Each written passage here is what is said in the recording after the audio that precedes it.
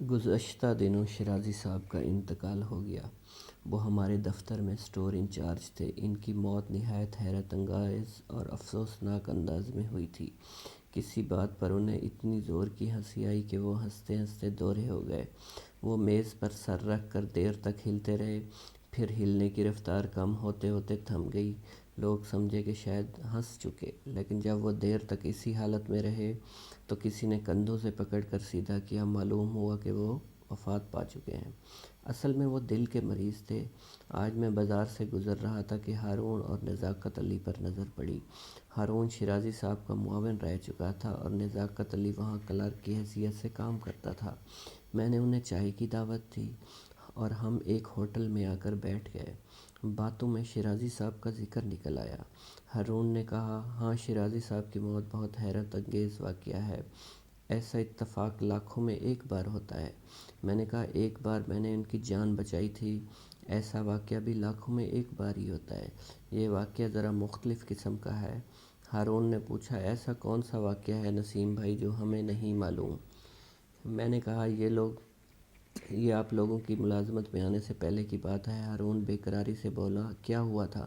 میں نے کہا، شیرازی صاحب زندہ ہوتے تو میں یہ بات کسی کو نہ بتاتا، لیکن اب چونکہ وہ اس دنیا میں نہیں ہیں، اس لیے اب بتانے میں کوئی حرج نہیں۔ یہ برسوں پہلے کا بڑا انوکھا واقعہ ہے۔ اس دن میں نے حاضر دماغی سے کام لے کر ان کی جان بچا لی تھی، اور اس سلسلے میں 1000 روپے بھی مجھے شیرازی صاحب کو ادا کرنے پڑے تھے۔ حالانکہ ان دنوں میرا ہاتھ بہت تنگ تھا۔ انہوں نے میرا شکریہ تک ادا نہیں کیا، بلکہ وہ رقم اپنا حق سمجھ کر رکھ لی تھی۔ دونوں بڑی توجہ سے میری بات سن رہے تھے۔ میں نے بات آگے بڑھائی۔ ایک بار میں نے چند دوستوں کی دعوت کی اور شیرازی صاحب کو بھی مدعو کیا۔ وہ آئے اور باتونی ہونے کی وجہ سے دوسرے مہمانوں سے جلد ہی گھل مل گئے۔ اس دوران ٹیلی فون کی گھنٹی بجی۔ میں نے فون اٹھایا، رانگ نمبر تھا۔ میں نے فون واپس رکھ دیا۔ ان دنوں ٹیلی فون اتنا عام نہیں تھا۔ بات فون کے استعمال پر ہونے لگی۔ میں نے شیرازی صاحب سے کہا، میں آپ سے ایک شرط لگاتا ہوں۔ شیرازی صاحب بولے، نسیم صاحب، آپ کو شرط لگانے کا بہت شوق ہے کیا؟ میں نے کہا، آپ اس کمرے میں موجود کسی ایک چیز کا انتخاب کر لیں، پھر ٹیلی فون ڈائریکٹری میں سے کوئی نمبر منتخب کر کے مجھے بتا دیں۔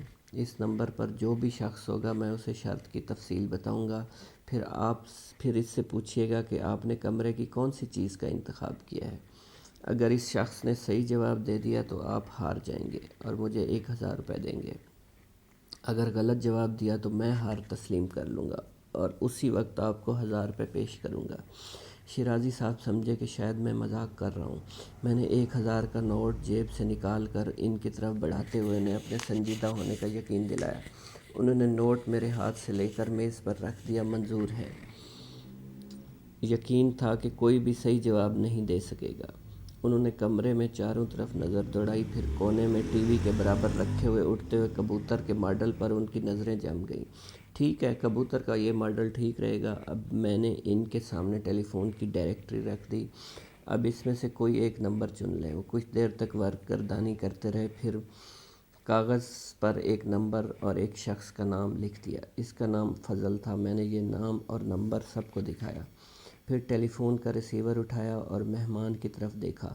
وہ سب بڑی بے صبری سے اس انوکھی شرط کے نتیجے کا انتظار کر رہے تھے۔ میں نے بلند آواز سے کہا، حضرت، آپ سب گواہ ہیں کہ شیرازی صاحب نے ٹی وی کے برابر رکھے ہوئے ماربل